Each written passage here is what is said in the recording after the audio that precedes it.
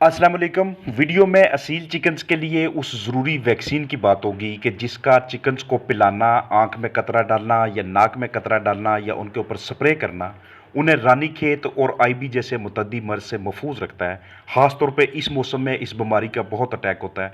बाकायदा तौर पे इसका सारा प्रोसीजर आपको दिखाऊंगा और साथ समझाऊंगा।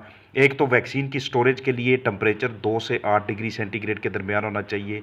MA5 क्लोन 30 के नाम से NDIB की वैक्सीन की एडमिनिस्ट्रेशन की बात करूंगा कि उसे कैसे हम अपने चिकन्स को देते हैं। ये आपके पास मुख्तलिफ पैकिंग्स में और पैकिंग के हिसाब से रेट में दस्तयाब होती है। ये डिपेंड करता है कि आपके पास नंबर ऑफ़ चिकन्स कितने हैं। ये चूज़ों के लिए भी, पट्ठियों के लिए भी और बड़े बर्ड्स के लिए भी होती है। और हमने इन्हें हर 1.5 महीने के बाद या 1 महीने के बाद एक मरतबा MA5 क्लोन 30 की वैक्सीन यानी कि ND और IB की वैक्सीन, और अगले महीने या 1.5 महीने के बाद हमने उन्हें रानीखेत की वैक्सीन लाजमी देना होती है ताकि उनके अंदर टाइटर बने रहें इन दोनों बीमारियों के अगेंस्ट। इन दोनों की जो स्ट्रेंथ्स हैं, जो टाइप्स हैं, ये हमारे माहौल के अंदर बहुत ज़्यादा एग्जिस्ट करती हैं चिकन्स पे।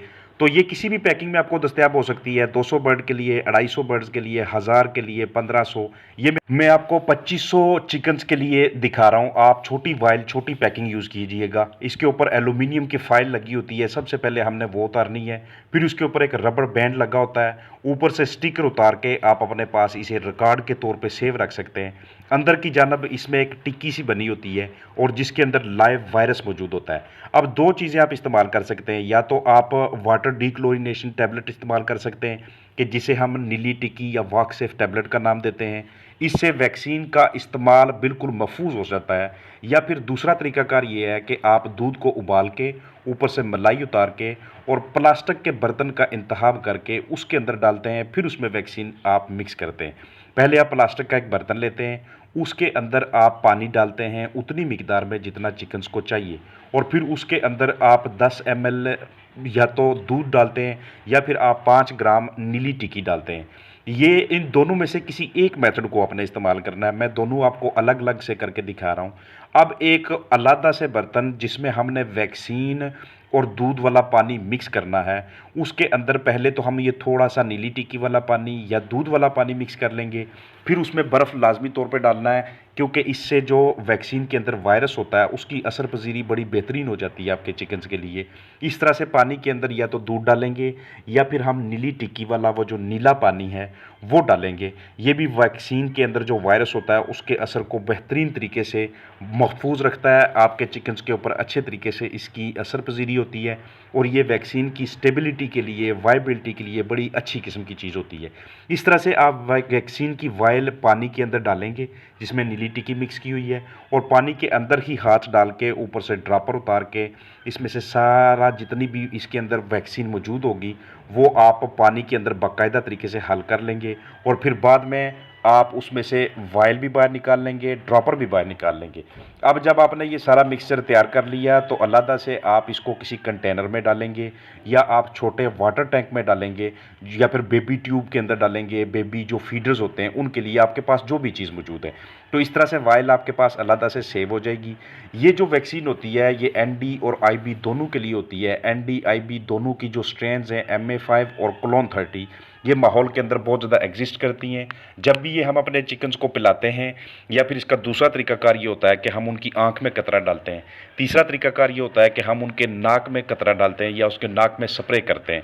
चौथा तरीकाकार ये होता है कि सारे के सारे चिकन्स को एक साइड पे हम कन्फाइन कर लेते हैं, इकट्ठा कर लेते हैं, वहाँ पे डिम लाइट करते हैं या हल्की हल्की रोशनी करते हैं, और फिर उनके ऊपर हम स्प्रे करके चिकन्स की इम्यूनिटी बनाते हैं। उनको माहौल के अंदर ये जो वायरसेस होते हैं ND और IB के, इन दोनों के खिलाफ प्रोटेक्ट करते हैं, इनके अंदर टाइटर बनाते हैं, ताकत बनाते हैं।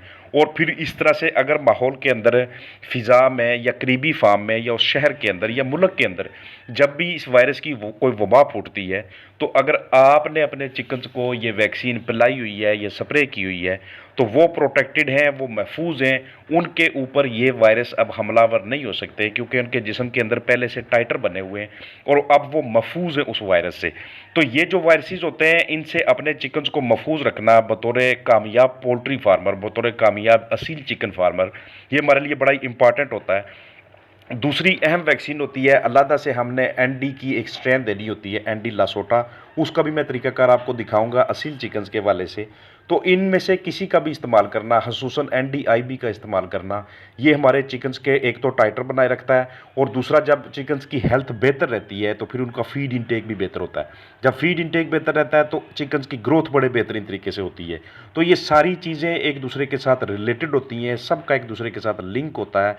इन सब का ध्यान रखते हुए अगर हम ये कहें कि हमने अच्छी बायोसिक्योरिटी कर ली, सब कुछ कर लिया, तो बाज़ का किसी कौवे की वजह से बाहर से आप बाइक लेके आए, साइकिल लेके आए, गाड़ी लेके आए, उनके टायरों के साथ या आपके जूतों के साथ या आपके मोबाइल या घड़ी या कपड़ों के साथ, किसी भी चीज़ के साथ ये वायरस मुंतकिल होकर आपके चिकन्स तक पहुंच सकता है।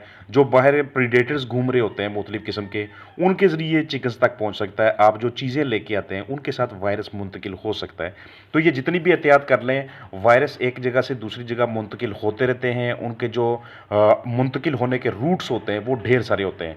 तो एहतियात बेहतर चीज़ होती है, बजाय इसके कि बाद में बंदा रानीखेत का इलाज ढूंढता फिरे, बाद में IB का इलाज ढूंढता फिरे। तो उससे पहले ही बेहतर तरीकाकार यही होता है कि चिकन्स को प्रोटेक्ट कर लिया जाए, महफूज कर लिया जाए इस तरह के जो मुतद्दी अमराज होते हैं, जो जानलेवा किस्म के अमराज होते हैं। क्योंकि एक मरतबा अगर ये वबा फूट जाती है और आपने वैक्सीन नहीं की हुई, तो उस सूरत में 95% चांसेस यही होते हैं कि या तो चिकन इतना ज़्यादा कमज़ोर हो जाएगा कि आप उसकी जितनी मर्जी बाद में ट्रीटमेंट कर लें, ना तो वो आपको प्रोडक्शन देगा, ना सही तरह से ग्रोथ करेगा, ना फिर वो आपको गोश्त के हिसाब से आप उसको सेल कर पाएंगे, ना उससे ब्रीडिंग करवा पाएंगे आप। तो बेहतरीन तरीकाकार यही होता है कि आप उनकी इम्यूनिटी बनाए रखें। अगर आप उनके टाइटर चेक करवा सकते हैं तो वो और भी बेहतरीन तरीकाकार होता है। हालांकि ये सख्त जान बर्ड होते हैं, बहुत ही बेहतरीन किस्म की ब्रीड है ये। पाकिस्तान के अंदर इसका बहुत ज़्यादा मकबूलियत भी है, इसके सख्त जान होने की वजह से, मौसम का मुकाबला करने की वजह से। लेकिन वायरस का किसी भी कंडीशन में किसी भी बर्ड के लिए मुकाबला करना इंतहाई नामुमकिन, इंतहाई मुश्किल सी चीज़ होती है। इसलिए ये वैक्सीन बहुत सस्ती पड़ती हैं आपको।